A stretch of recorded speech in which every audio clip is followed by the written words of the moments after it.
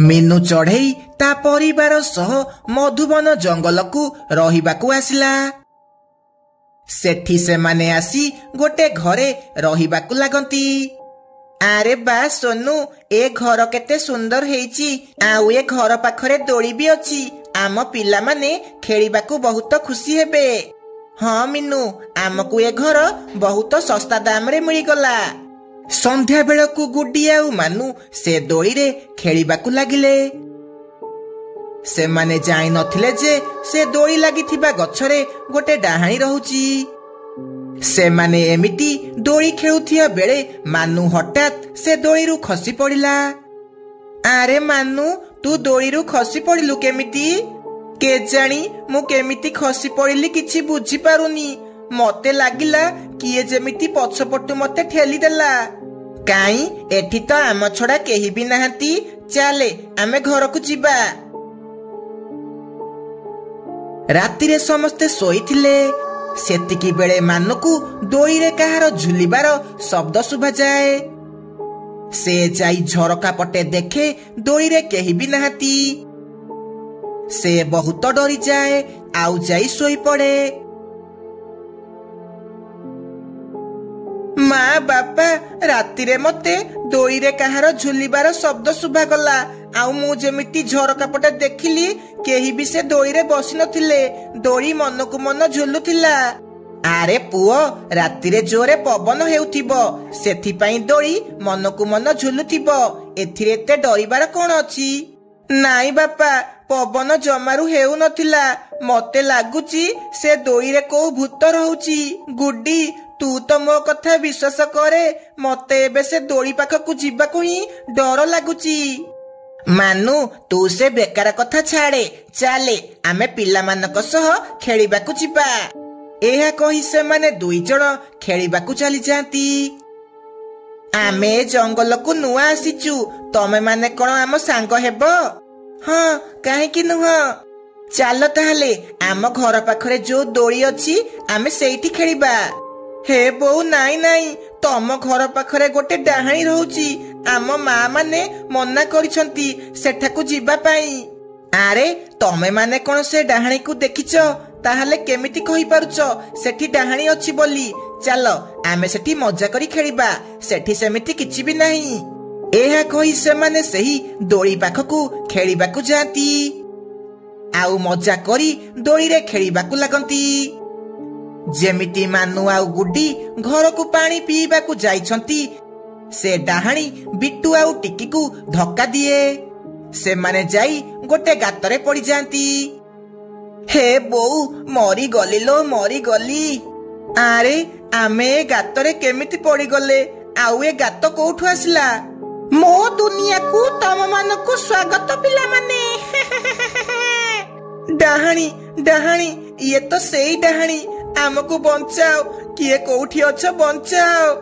ମୁଁ କହିଥିଲି ନା ଏଠି ଡାହାଣୀ ରହୁଛି ବୋଲି। ଇଏ ସେଇ ଡାହାଣୀ। ତମର ଖେଳିବାର ଥିଲା ନା? ଆସ ମୋ ସହ ଖେଳିବ। ମୋ ସହ ଖେଳିବାକୁ ହେଲେ ମୋ ଭଳି ମରିବାକୁ ପଡିବ। ପଛକୁ ବୁଲିକି ଦେଖ, ଆହୁରି ପିଲା ଅଛନ୍ତି ତମ ସହ ଖେଳିବା ପାଇଁ। ସେମାନେ ଯେମିତି ପଛପଟକୁ ବୁଲିକି ଦେଖନ୍ତି, ତାଙ୍କ ପଛପଟେ ଆଉ ଦିଟା ପିଲା ଭୂତ ଥିଲେ। ଆମକୁ ଯିବାକୁ ଦିଅ, ଆମେ ଆଉ କେବେ ବି ଏଠାକୁ ଦୋଳି ଖେଳିବାକୁ ଆସିବୁନି। ତମେ ଡର ନାହିଁ। ତମେ ମରିକି ଆମ ଭଳି ଭୂତ ହେଲା ପରେ ଆମେ ରାତିରେ ବହୁତ ମଜା କରି ଖେଳିବା। ନାଇଁ, ମୁଁ ମରିବାକୁ ଚାହୁଁନି। ଆମକୁ ଦୟାକରି ଛାଡି ଦିଅ, ଆମକୁ ଯିବାକୁ ଦିଅ। ଗୁଡି ଆଉ ମାନୁ ପାଣି ପିଇ ଯେମିତି ସେଠାକୁ ଆସନ୍ତି, ସେମାନେ ଦେଖନ୍ତି ଟିକି ଆଉ ବିଟୁ ସେଠି ନାହାନ୍ତି। ସେମାନେ ସିଧା ତାଙ୍କ ଘରକୁ ଯାଆନ୍ତି। ଆରେ, ଇଏ ତମେ ଦୁଇ ଜଣ କଣ କଲ? ମୋ ପିଲାକୁ ସେଠାକୁ କଣ ପାଇଁ ନେଇ କଲ? ତମେ ମାନେ କଣ ଜାଣିନ ସେ ଦୋଳିରେ ଡାହାଣୀ ରହୁଛି ବୋଲି? ତାପରେ ସମସ୍ତେ ସେଇ ଦୋଳି ପାଖକୁ ଯାଆନ୍ତି। ଲାଗୁଛି ସେ ଡାହାଣୀ ଆମ ପିଲାମାନଙ୍କୁ ଏଇ ଗାତ ଭିତରକୁ ଦେଇଛି।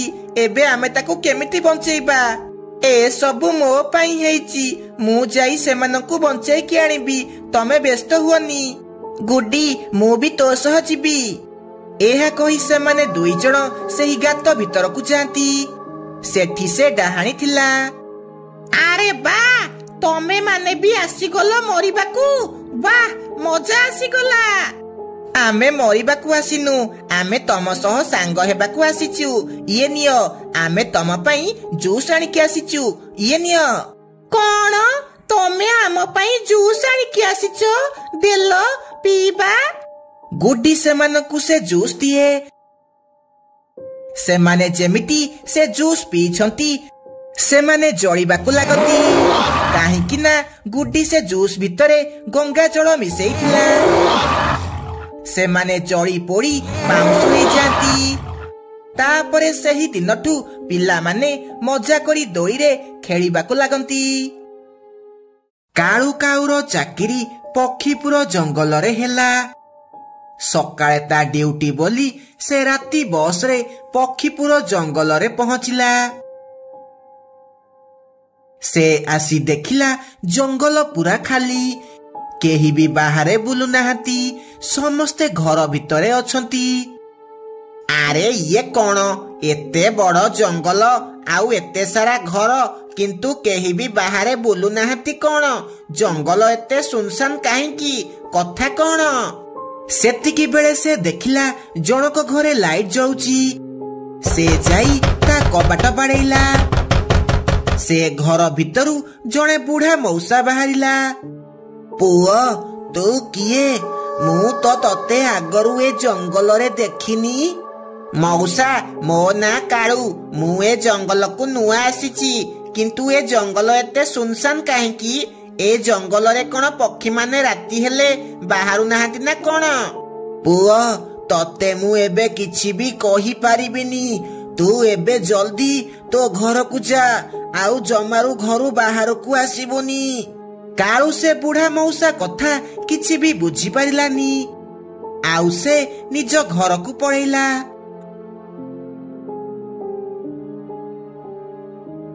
ସକାଳୁ କାଳୁ କାଉ ସେ ବୁଢା ମଉସା ଘରକୁ ଆସିଲା। ମଉସା, କାଲି ରାତିରେ ତମେ କଣ କହିଲ? ମୁଁ କିଛି ବି ବୁଝିପାରିଲିନି। କଥା କଣ? ମତେ ସବୁ କୁହ। କଣ ପାଇଁ ଗାଁର ପକ୍ଷୀମାନେ ଘରୁ ବାହାରୁ ନାହାନ୍ତି? ଆରେ ପୁଅ, ରାତିରେ ଯଦି ପକ୍ଷୀମାନେ ଘରୁ ବାହାରିବେ ତାହେଲେ ଏ ଗାଁ ଆଉ ଗାଁ ହେଇକି ରହିବନି। ଇଏ ଗୋଟେ ମଶାଣି ହେଇଯିବ।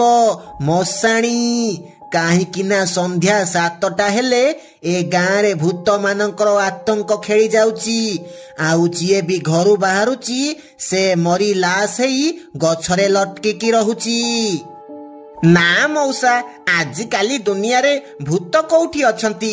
ମୋର କାହିଁ ଏ କଥା ବିଶ୍ୱାସ ହେଉନି। ଏ ସବୁ ଅନ୍ଧବିଶ୍ୱାସ କଥା। ଆରେ ପୁଅ, ମୁଁ ଜଣେ ବୁଢା ଲୋକ, ତୋର ମୋ କଥା କଣ ବିଶ୍ୱାସ ହେଉନି? ହଉ ହଉ, ବିଶ୍ୱାସ ନ କରେ। ବୁଢା ମଉସାର କଥା ଶୁଣି କାଳୁ କାଉ ମନେ ମନେ ଭାବିଲା, ନା, ମତେ ପତା ଲଗେଇବାକୁ ପଡିବ। ଏ ବୁଢା ମଉସାଙ୍କ କଥା ସତ ନା କାହାଣୀ? ଆଜି ରାତିରେ ହିଁ ମୁଁ ସବୁ ସତ ବାହାରକୁ ଆଣିବି। ରାତିରେ କାଳୁ କାଉ ଝରକା ପଟେ ଅନେଇକି ବସେ। କିଛି ସମୟ ପରେ ସେ ଦେଖେ ଗୋଟେ ଭୂତ ତା ଘର ବାଟ ଦେଇ ଯାଉଛି। ଆରେ ଆରେ, ଇଏ କଣ? ଇଏ ତ ସତରେ ଗୋଟେ ଭୂତ। ସେ ବୁଢା ମଉସା ଠିକ କହୁଥିଲେ, ମୁଁ ତାଙ୍କ କଥା ବିଶ୍ୱାସ କଲିନି। ଏହା କହି କାଳୁ ଜୋରେ ଝରକାକୁ ବନ୍ଦ କରିଦିଏ। ଝରକା ବନ୍ଦ କରିବାର ଆବାଜ ଏତେ ଜୋରେ ଥିଲା ଯେ ସେ ଭୂତ ଚଢେଇ ଶୁଣିଦିଏ, ଆଉ ତା କବାଟ ବାଡେଇବାକୁ ଲାଗେ। ଖୋଲେ, କବାଟ ଖୋଲେ, ମୁଁ ତତେ ଦେଖିଦେଇଛି। ତୁ ଏବେ ବଞ୍ଚିକି ଯାଇପାରିବୁନି। ଜଲ୍ଦି କବାଟ ଖୋଲେ। ତୁ ଭାବୁଛୁ ଏମିତି ଲୁଚିକି ରହିଲେ ତତେ ମୁଁ ଛାଡିଦେବି? ତତେ ଆଜି କେହି ବି ବଞ୍ଚେଇ ପାରିବେନି। ହେ ଭଗବାନ, ଇଏ ମୁଁ କଣ କଲି? ନିଜ ଗୋଡରେ ନିଜେ କୁରାଢି ମାରିଦେଲି। ଏବେ ମୁଁ କଣ କରିବି? ହେ ଭଗବାନ, ମତେ ବଞ୍ଚାଅ, ମତେ ବଞ୍ଚାଅ। ସେ ଭୂତ ଜୋରେ ଜୋରେ କବାଟ ବାଡେଇବାକୁ ଲାଗେ। କାଳୁ କିଛି ବି ବୁଝିପାରେ ନାହିଁ। ନା, ଏମିତି ଡରିକି ରହିଲେ କିଛି ଲାଭ ହେବନି। ଆଜି ତମ ମରିବାଟା ନିଶ୍ଚୟ, କିନ୍ତୁ ତା ପୂର୍ବରୁ ମତେ ନିଜ ଆଡୁ କିଛି ରିକ୍ସ ନେବାକୁ ହିଁ ପଡିବ। ଏହା କହି କାଳୁ ଗୋଟେ ଅଖା ଧରି କବାଟ କୋଣରେ ଠିଆ ହୁଏ ଆଉ ଧୀରେ କବାଟକୁ ଖୋଲିଦିଏ। ସେ ଭୂତ ଯେମିତି ଘର ଭିତରକୁ ଆସେ କାଳୁ ତା ଉପରେ ସେ ଅଖା ପକେଇ ମାଡ଼ି ବସେ ଆଉ ତାକୁ ତା ଭିତରେ ପୁରେଇ ଦିଏ।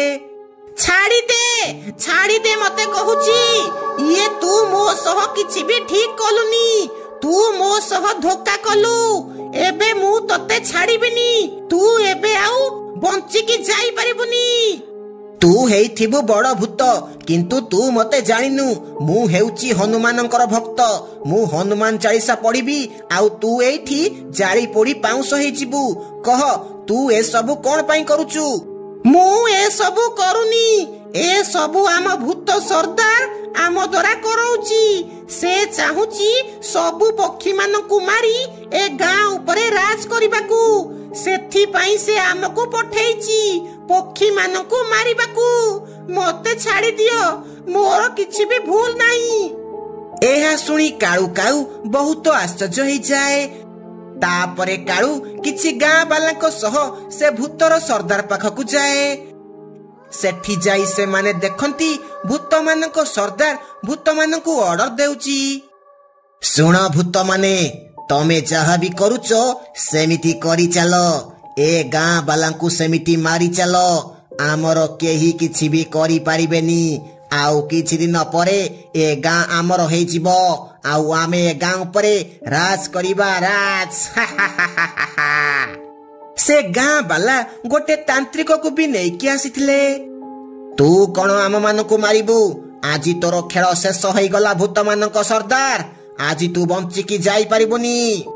ଏହା କହି ତାନ୍ତ୍ରିକ ବାବା ମନ୍ତ୍ର ପଢିବାକୁ ଲାଗନ୍ତି ଆଉ ସେ ଭୂତ ମାନଙ୍କୁ ଗୋଟେ ବୋତଲ ଭିତରେ ବନ୍ଦ କରିଦିଅନ୍ତି।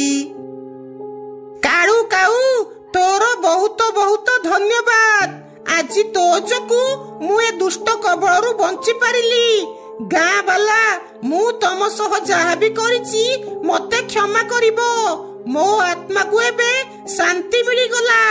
ମୁଁ ଏବେ ଆସୁଛି। ଏହା କହି ସେ ଭୂତ ସେଠାରୁ ଅଦୃଶ୍ୟ ହେଇଯାଏ। ତାପରେ ସବୁ ପକ୍ଷୀ ପକ୍ଷୀପୁର ଜଙ୍ଗଲରେ ଖୁସିରେ ରହିବାକୁ ଲାଗିଲେ।